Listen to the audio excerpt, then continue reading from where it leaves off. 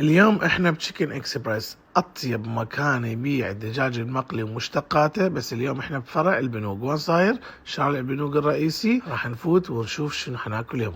طبعا هاي السفرة اللي حضروا لنا اياها موجود بها الدجاج المقلي اللي هو الكنتاكي وجماعته، فينجر، بين ميكا، كل انواع الريزو وسلطات. واول ما نبلش به هو السلطات، واول شيء اختاريناها هي سلطة السيزر، كانت على القد وفريش. ومن الريزوات اختاريت نوع ريزو اللي هو يسموه ريزو ميكس، اللي يجمع 4 انواع ريزو: ريزو الكلاسيك، ريزو بالجبن، وريزو مدخن، وريزو بالهالابينو.